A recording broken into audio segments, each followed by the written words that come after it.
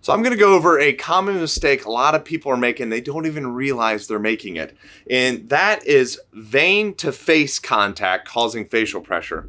So if you've seen my other video, you know how easy it is to manipulate the string with facial pressure and how it doesn't take hardly anything at all to move that out of the way.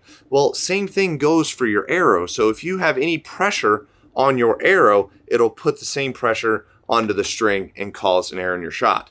So a lot of people have their arrows pre-made for whatever, from a shop, or they buy them pre-made, and they're all cut or fletched at a certain distance behind the nock.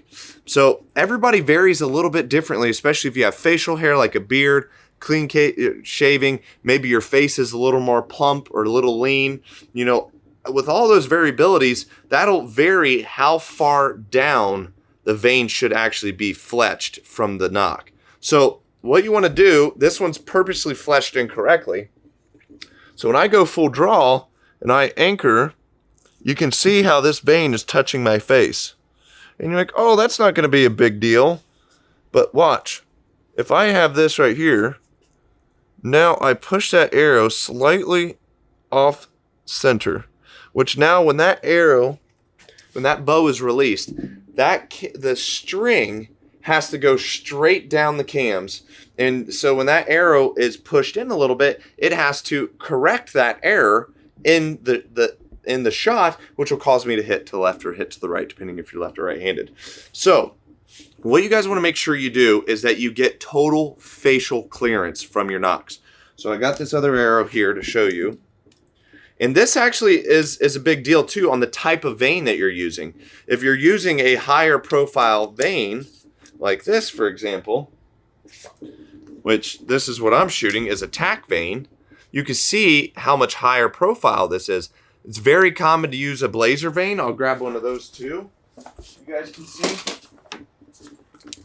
So, a blazer vein, also high profile. That's pretty easy to get into your face and get that contact, and it'll cause you to be inaccurate.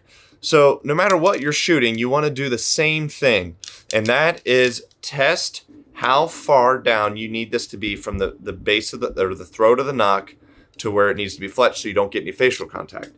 So this one I know is correct. So we'll put this bad boy on there, draw back. And there you can see that arrow is in front of my face. So I have to stick my chin out to hit it. So right there, I have total clearance, which will allow me to execute a perfect shot without being interfered with the veins. So for me, it's 1.25 inches from the throat of the nock.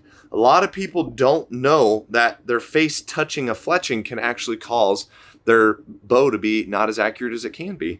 So anyway, I know this is a short tip. It seems obvious, but a lot of you guys don't realize that this is causing your bow to be not as accurate as you could be. So this is a good test. Take your arrow, draw back, see if you're getting facial contact. If you are, you may want to reconsider how you're fletching your stuff and move it down the shaft just a little bit. You want it as far back on the arrow as possible, but not to the point to where it's actually having any contact with your face. And I promise you that'll improve your shooting.